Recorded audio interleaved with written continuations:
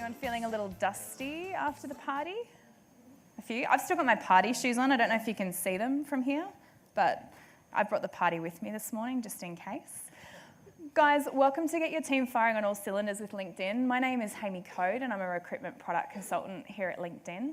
And I'm very excited today to have some special guests with us. I've got my colleague Erica from LinkedIn with us as well.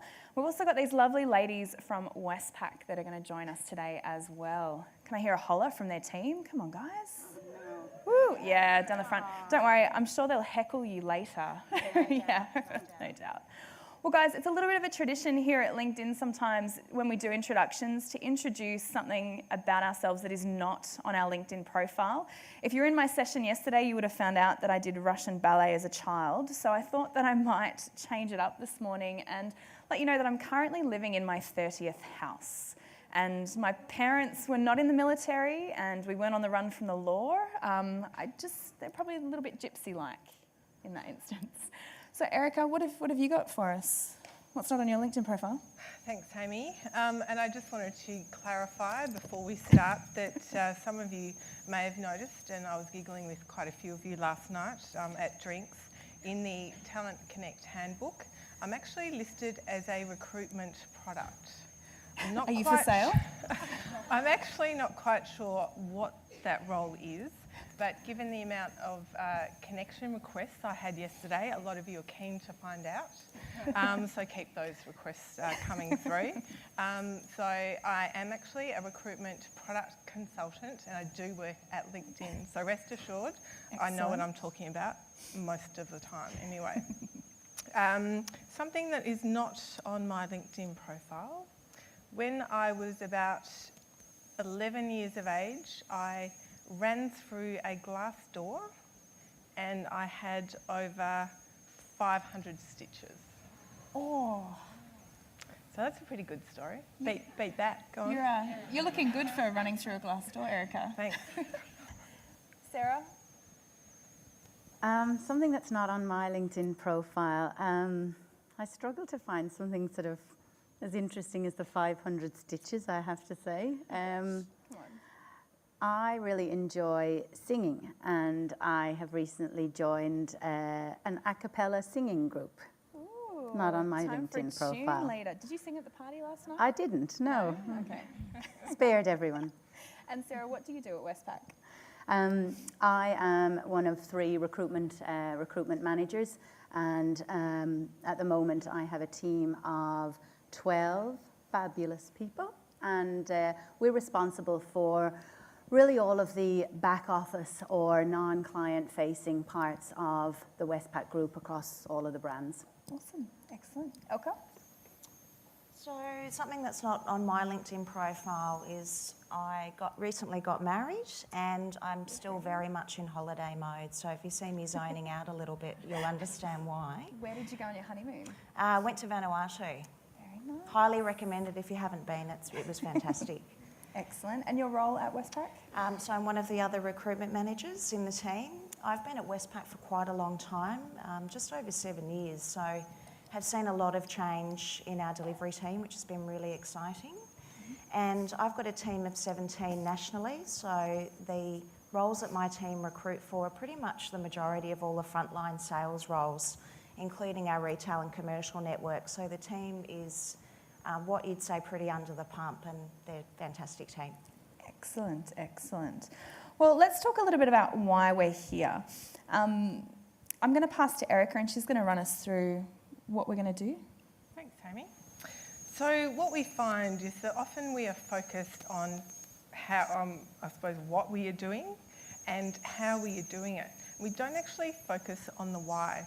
So today we're going to spend quite a bit of time on the why, and we're going to hear from the lovely ladies at Westpac, and they're going to take you through a journey, and they're going to give you a lot of insight into how that journey has progressed for them.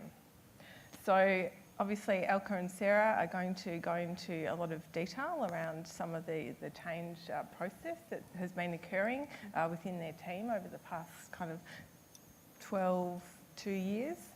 So we're really looking forward to hearing from them. Awesome.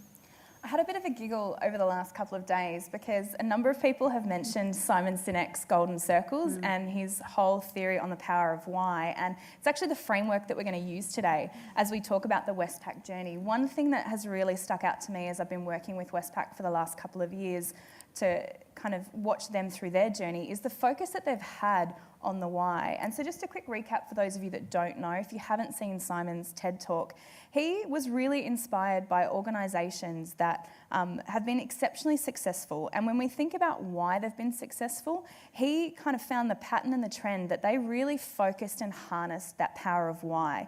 They didn't start with the what, which is where most of us start. They didn't start with the how, the execution, but they really spent a lot of time building the groundwork of the why they're doing things. And I'd really challenge us all, actually, especially after Brendan Brown's presentation this morning. Do you know your why? So do you know your purpose, your cause, and the belief that inspires you every day? Because that's going to be the key to getting your team to fire on all cylinders. So let's take a little bit of a look at Westpac's journey. So to many of you, Westpac is an iconic Australian brand. And, you know, to you ladies, no doubt your journey has been very similar to other organisations in terms of LinkedIn. So very keen to hear about your ups, your downs, your tears, your joys, your heartbreak, and get a really good sense from you as what that journey looked like. So, you know, where it all started and what led you to where we are today. Thanks, Erica. So we've put together a timeline slide, as you can see, just to illustrate a little bit about our journey, some of the results and some of the key milestones and change management wins that we had along the way.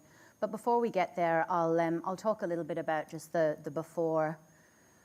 The careers model was set up in 2005, and each year it was our goal to really move from a fairly business-led, delivery-focused model to a real value-add centre of excellence who not only set but also deliver the overall recruitment strategy for the business. 2011/12 was a really good year for us. We were coming off the back of winning one of the Randstad Employer of Choice Awards. Our employee engagement scores were well above the high-performing norm. And during the course of that year, we'd managed to recruit roughly about 5,500 permanent hires into the group, and really with a direct or recruiter-sourced value of roughly about $22 million. So, you know, we were going well. It was a pretty good year. But overall, I guess it was reactive. There was a real distinct lack of workforce planning across the group and fairly limited proactive sourcing, I would say. So with the business engagement relatively high and in an economic environment where we were increasingly needing to deliver greater value, it was the perfect time for us then to actually look at some of the innovative tools on the market that would help the group deliver against our 2017 strategy. 2017 for us is a real focus because it's when Westpac will turn 200. So at the moment, all roads lead to 2017 for us. And as a result, I guess, of the search that we did, LinkedIn was obviously the vehicle that we chose to partner with to do so.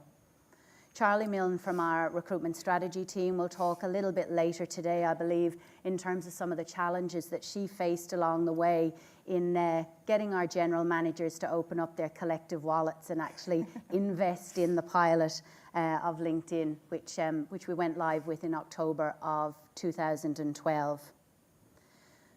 So we kicked off the pilot. It was a 3-month pilot, and we had 15 licenses spread across what was 30 recruitment delivery consultants.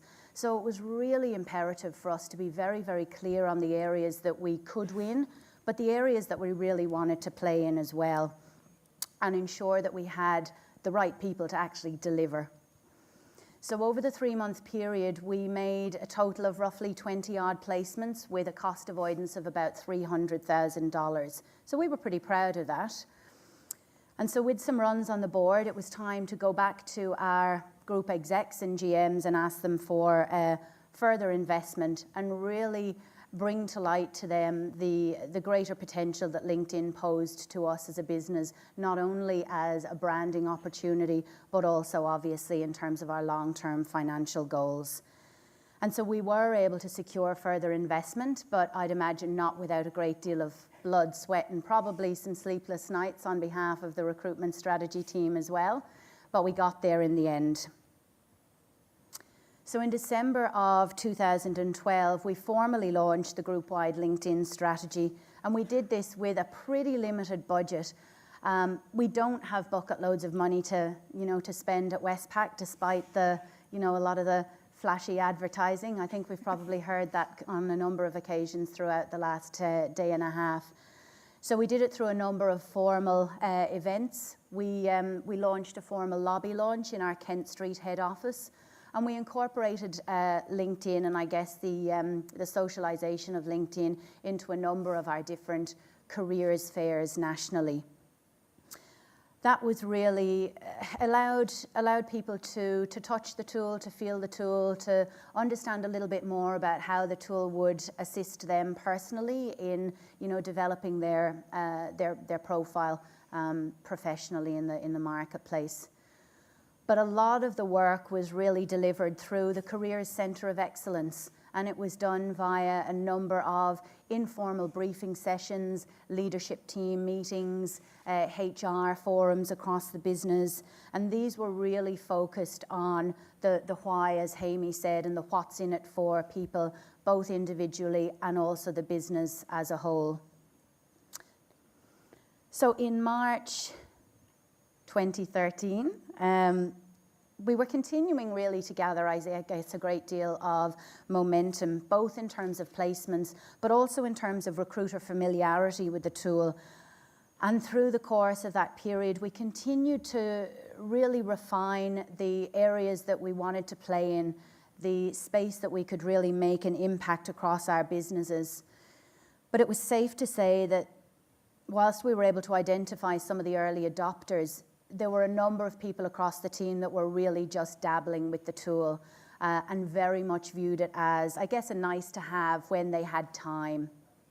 For other people, it was also quite apparent that until they were actually going to be formally scorecarded or measured against this, it was never going to be terribly high on their radar. Does that sound familiar to everyone? You've got pockets of people in your team that are excelling with LinkedIn, and then you've got this pocket that you're just really not sure what to do with and how we get them moving. Can I get a show of hands that's pretty similar for you guys? Okay. So you guys didn't get it right from the very beginning? No. No? No. I mean, we're not going to say that we've absolutely got it nailed now. I mean, it's a journey and it's an ongoing journey, and we're continuing, I guess, to learn and grow as a team. So I know that in October 2013, like the slide says, it looks like we got all of the recruiters in the team licenses. Correct. So where have you come from that point, and what difference has that made so far? Yeah, look, because I guess on the back of the success that we had at the end of 2012, we were able to really smash our goal. We'd set ourselves a goal of $1.5 million in cost avoidance for 2012, and we ended up hitting 1.8. So back for more money, we got the extra licenses, and everyone really was able to actually touch it and feel it and really get into, I guess, the swing of what the tool could do across the team. But obviously with greater investment from the business, not surprising that the target is now 3.5 million for 2014. I'm assuming that also sounds familiar to people. The more money you get, the more money you have to save, yeah. Yeah, so, well, pleased to say that at the moment at our half year, we're currently at about $1.8 million in terms of savings. So we're doing really, really well. I think in terms of overall team sentiment, recruiter sentiment, there's been a real shift, not only from the team's perspective in understanding that this, for them professionally, allows them to offer a point of difference, a point of competitive advantage in the marketplace. But we've also seen a really significant shift from our business stakeholders in terms of either asking for their roles to be sourced via LinkedIn or just asking about LinkedIn. Some of them don't have a clue as to what the tool may do yet, and that's okay. but they're at least asking the question. Okay. So guys, there's a few things in the Westpac Journey that make me ask some questions, because one of the things I see across clients all the time is, let's say someone that's not you, who's sitting in the audience today, in your organisation, purchased LinkedIn, and now you've been passed the baton and it's your job to execute it. Have I got anybody like that in the audience today? Yeah, so you didn't sign the cheque yourself, it's been passed to you and you've got to move it along. Who signed the cheque and they've got to get their team moving? Hands, yeah. Who's in the team and just has to get the team going? A couple, all right. The reason that I want to talk about this is that one of the things that I'm interested in, Elka in particular, is that you guys sit in the delivery team. So basically someone at Westpac purchased LinkedIn and has handed it to you and Sarah and Josette, and now you've got to get the team to use it. Why did you guys initially move to LinkedIn as a solution?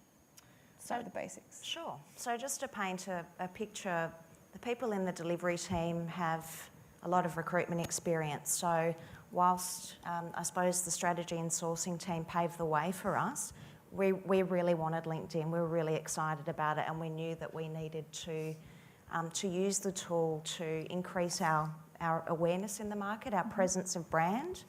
And we didn't really have a great social media presence. You know, Westpac is quite a conservative brand. Banking and finance, I might have some people in the audience who may disagree with me, but it's not the sexiest industry.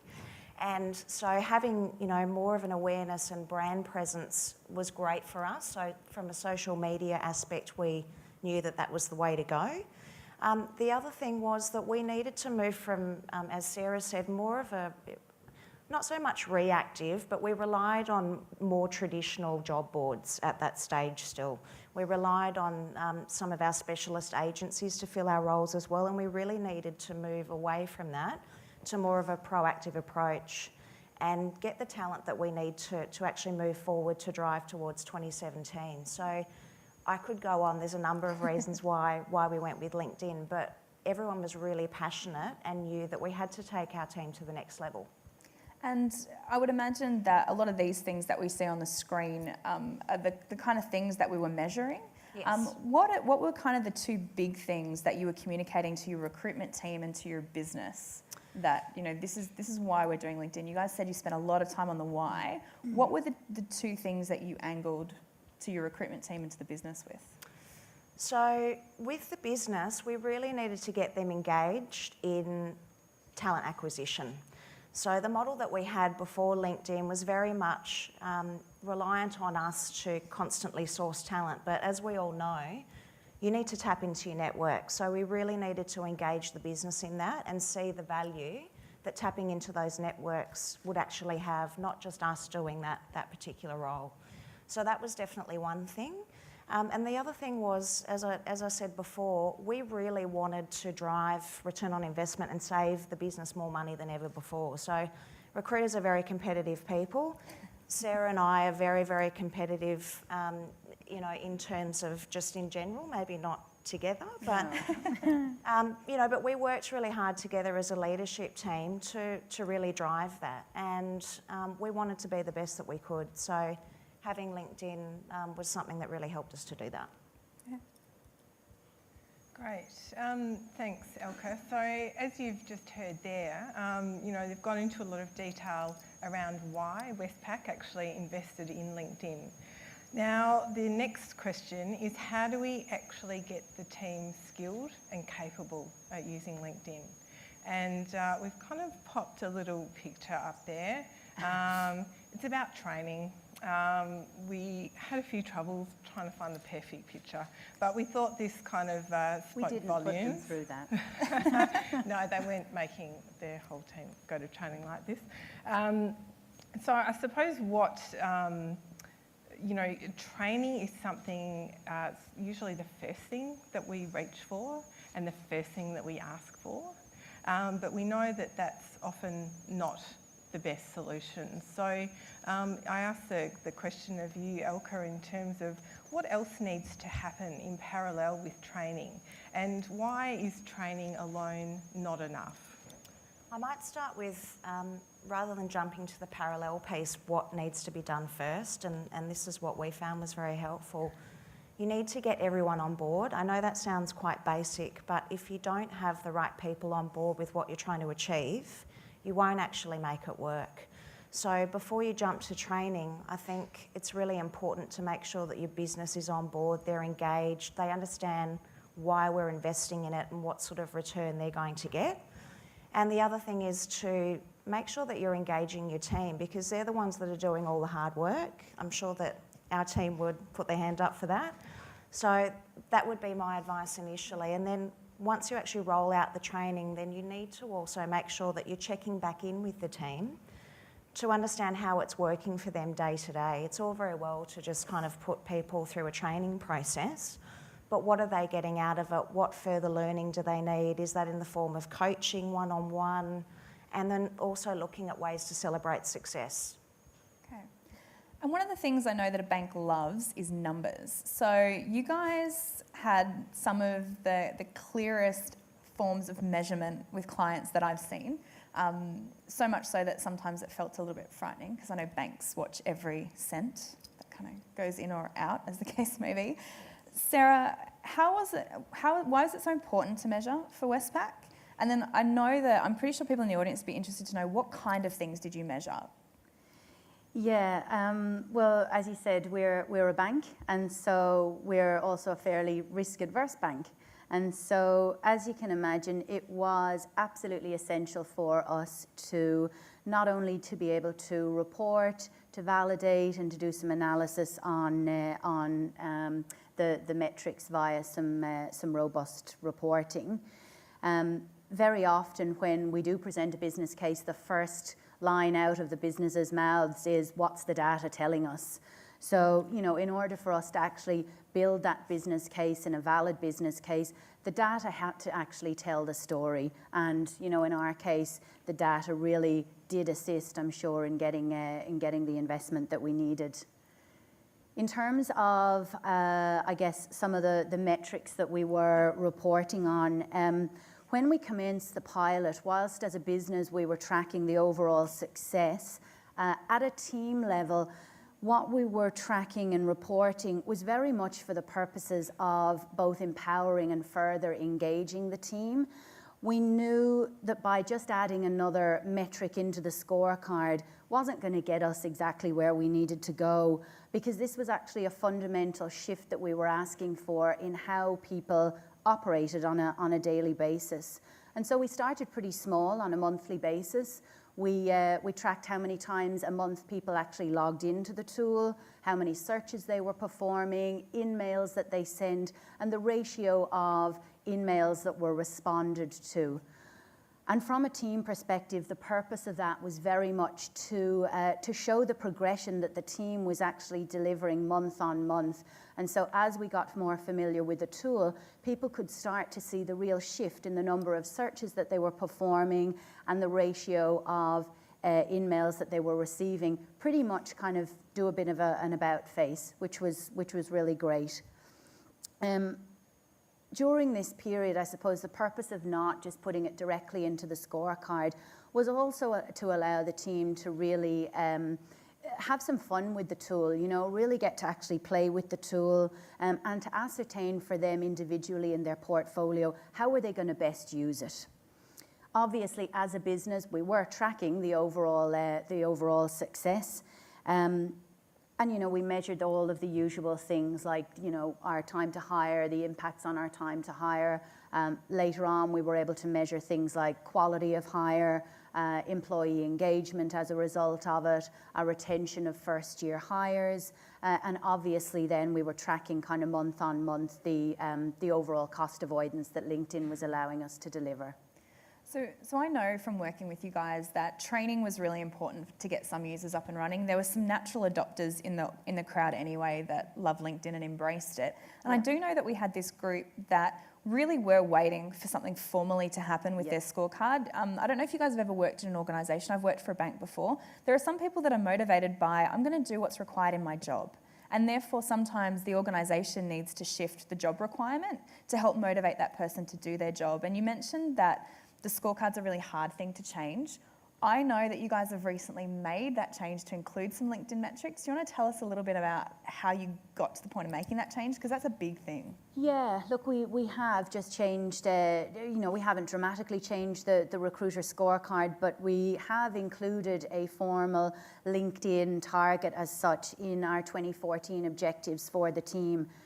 So bearing in mind, we'd had over 12 months of actually using the tool. So the team were very, very clear on the organisational strategy about right person, right role, and I guess, as Elka mentioned, the shift from a much more reactive to proactive sourcing strategy with a greater focus on the roles that had greater business impact, but also greater return on investment as well. So it wasn't a surprise because we'd always communicated to the team in some shape or form that eventually we would add it into the scorecard as we moved into business as usual fashion.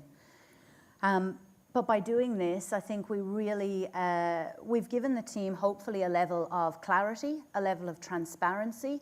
I know that when people come up to a review period in a metrics-driven organisation, they want to be able to run those reports themselves. They want to be able to say, how am I doing in comparison to my peers? And so by putting in a formal target, hopefully it allows people to really gauge for themselves how are they tracking and how is their performance in respect of the LinkedIn piece. One of the things that we really did this year in terms of the overall recruiter scorecard was we very much aligned a number of the measures to the organisational people measures. And so there's a very direct and clear linkage between the recruitment Centre of Excellence measures to a lot of our HR business partner measures to the organisational people measures as well. And so hopefully that really gives our team a clear sense of purpose and they can see how their work on an individual basis every single day does align directly to our 2017 strategy. Awesome. Can I just jump in there? Just many of you will know that there's usually a lot of objectives in an HR scorecard, and ours is no exception.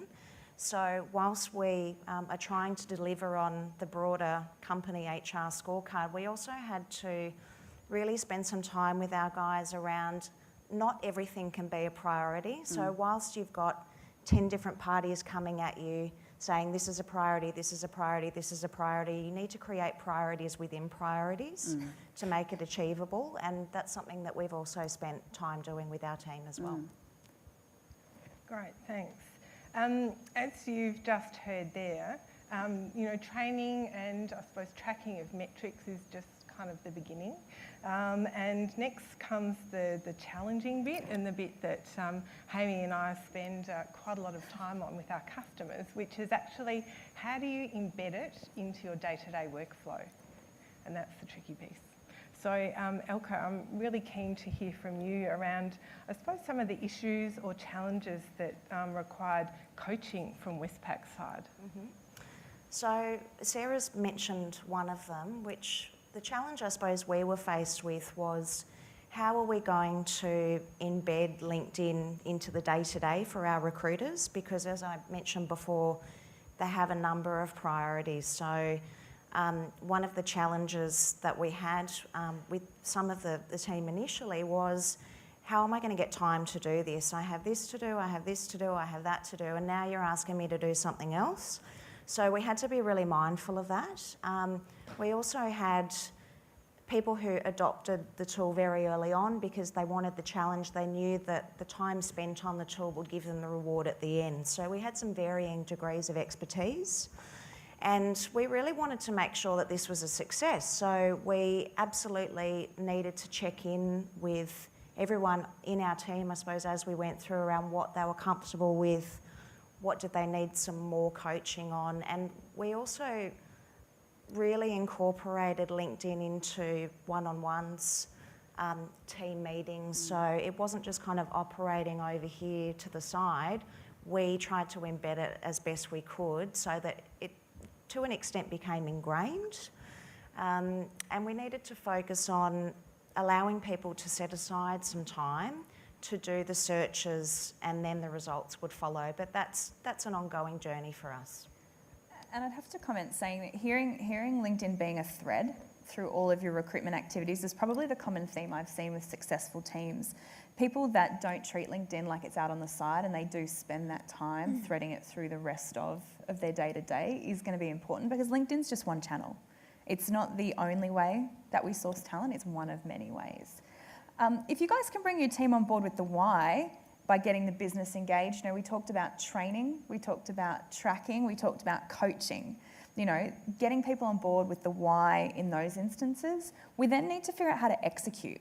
So what I thought we might do is, it's really good hearing Westpac's story, but I wanted to give you guys some practical tips about how really did Westpac go about getting this thing executed? Because we hear a lot of good stories, but often we wonder, well, that's great for you. You're a bank. That's great for you. Everyone had a recruiter license. And I think that it doesn't matter whether you are an organisation that has 2 recruiters, 1 recruiter, or 25 recruiters. It doesn't really matter, because the process is still going to be fairly simple. What we heard from Westpac was that they had to identify the challenges. So in identifying the challenges, where's the biggest challenge going to be? These guys spoke about it, and there was 2 things that stuck out for me for you guys. And one was making sure you have the right people in the right roles. By training, by coaching, you're going to figure out very quickly, do you have the right people in the right roles? Secondly, is my business engaged? So how do I get the business engaged if they're not? Who is already engaged that I can get that low-hanging fruit from? Setting realistic goals. You guys were ambitious. I got to say, I was a little bit nervous sometimes when I'd hear Charlie tell me what the latest hiring goals were. But I also think that the confidence you had based on what you'd set up, we knew that we were going to get there. We didn't think it was going to be easy by any means, but we knew that it was achievable. And then prioritise. You guys got your teams to prioritise within their own portfolios. Brendan Brown spoke about it this morning. He spoke about segmentation of the market, and that's exactly what you guys did with your individual team members within their portfolios. Is that correct? Yes, definitely. Excellent. The last thing I also know that you guys did was that you focused on how do we celebrate the fact that the guys are achieving things, and how do we reward them accordingly. So I want to spend a little bit of time in our last couple of minutes going through some of these things and to give you guys some tools that might help you. Sometimes we say, well, Hamie, once you identify a challenge and set a goal, like how do I do that myself apart from just pluck something out of the air? Yeah, thanks, Hamie. As Brendan talked about this morning, this is probably not the best PowerPoint slide. There's a lot of information on there. So if we can just, I suppose, quickly take a look at, some of the key highlights from this slide. Sarah, are you able to talk us through this? And I suppose talk about the key business challenge that you faced and how did you overcome this? Yeah, sure. So as you said, there's quite a bit on that slide, so I won't necessarily touch on everything there. But we were very clear on the objectives that we set out right from the start. I can't reiterate enough how important it really was for us to have the right people. At the end of the day, you can set as many objectives or goals or stretch goals or reward people in any fashion or shape. But if you don't have the right people with the right level of expertise, with the right level of passion and the right level of drive, any amount of training is not going to actually deliver the results that you need. And so it's really important that you just don't settle. Don't settle for someone who's happy to coast in that middle space, because I don't know about anybody in the audience, but for us, every single hire is absolutely paramount. FTE's lean, budget's lean, and so you can't afford to just not have people who are absolutely not engaged. Be clear with the targets, set some really clear initiatives, and make sure, I guess, that as you hit those speed bumps along the journey, and you will have them, we have them all the time, but that you've got a plan in place. You know how to move forward, and that the team can also see the pathway forward. In terms of some of the challenges, look, without a doubt, the biggest challenge for us was with a nearly 6,000 strong hiring community, was engaging that community and actually moving them away from that safe space of, let's just give it out to an agency because we know them really well, to actually saying, this is a powerful tool, not only for you professionally, personally, but also it can ultimately help you deliver on all of the people-based objectives, and goodness knows there's quite a few of them that they need to deliver against. So, you know, we every single day have to focus on the what's in it for them all the time. And that is very much a journey. We're definitely not there. There's pockets of our business who are absolutely engaged. There are pockets of our business that really are slow to adopt. And that's okay, because as a business and as a function, we cannot be all things to all people, nor do we want to be.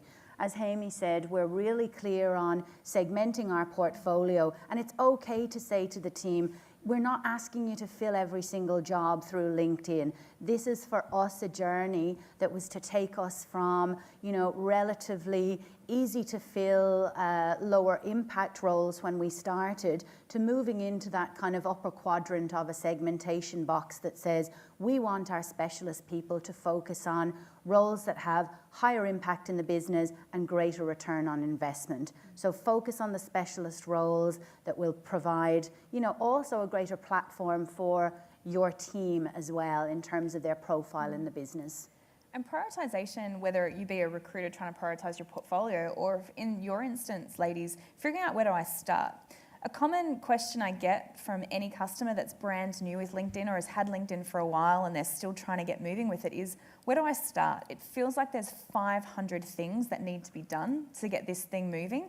What do I start with? So, Elke, a really quick question for you is, there's a million things you can do. Mm-hmm. If you were going to give advice to these guys, is there two you could pick on this quadrant? Yep. That you might start with, or you did start with at Westpac? Yeah, absolutely. So Sarah's mentioned one of them, engaging the business, because they're the ones that are getting the return on investment. And when you're working for an organisation which is perhaps a revenue generating organisation, like most of you will be out there, it links directly, let's try that again, to, to their bottom line. So the longer a role is open, the more impact that's going to have on their business. So we could definitely see a link between LinkedIn, funnily enough, and the business and their bottom line. And the other thing which we've spoken about quite a lot is engaging our team. They're the two big things that I would call out. Yep. Awesome. Great. I love this stuff. This is the really juicy stuff. And if there's one question that I get asked a lot, it is, how do I incentivise my team to become high achievers? Anyone else have that question? Hopefully we've got a couple of answers for you here. So Sarah, what are quickly some of the, I suppose, rewards and recognitions that you as a team put in place for your team? Yeah, so at Westpac we have an annual reward or an annual bonus scheme, which is linked to everybody's overall scorecard, and that's really very much linked to the notion of high performance across the group. So it was really important when we introduced LinkedIn to actually reiterate with our team that this was part of the next stage of the Westpac Group's strategy and part of the next stage of our journey.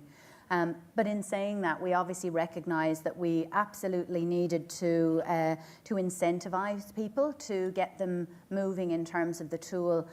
So we don't have a specific LinkedIn rewards program as such, but I guess some of the rewards to date have ranged anything from personalised gift cards, team lunches, centre of excellence, either sort of quarterly or half-yearly, celebrations, additional learning opportunities for development. We bought some iPads for the team last year, which allowed them to, if they were going out to shortlist with a hiring manager or actually just show some of the hiring managers what the tool could do, it allowed them to sort of talk in the right language on a device that was familiar to them. But from a recognition perspective, it's ongoing. You know, we do everything from a team level based emails to COE type recognitions, HR job family. We've got an award system that people can nominate colleagues at a HR job family level. And we also continue to share any of our business feedback and also our supplier feedback, which actually we get quite often. You'd be surprised how many emails that we get that say, as soon as that person moves out of the team, I'm going to breathe a sigh of relief because they're just, tough competition. So it sounds like not everything has to cost money when we talk about reward or No. recognition, correct? Correct, and I Free think stuff works. one of the speakers, look, obviously, the monetary stuff absolutely helps, but when we talked about passion and pride earlier, you also want people who actually want to deliver a point of difference in the work that they're doing. And so, of course, the monetary stuff helps, but as you move into BAU, I mean, at the end of the day, you've got a limit to budgets, no doubt. I think if we think about it, once we can get the team engaged with the why, we have to move to execution, and that execution is a continuing journey. We can hear it from Westpac today that they're not finished with the how. No. That's still going on, but one thing they have done is while they're still moving on the how is they are celebrating the what, and that is that you're filling roles, in-house through direct sourcing methods. LinkedIn's one of those. If we think about the Westpac journey, there's a few things that I'd love you guys to take away, and that is that you have to identify your challenges. You have to figure out where do you start by prioritising. And then last but not least, don't forget to engage your teams in the wider business with the why. Westpac's journey is continuing, and ladies, I'm excited for you guys about 2017. It'll be interesting to see what it looks like. So Yes. Thanks for joining us. Thank you. Thanks, everyone.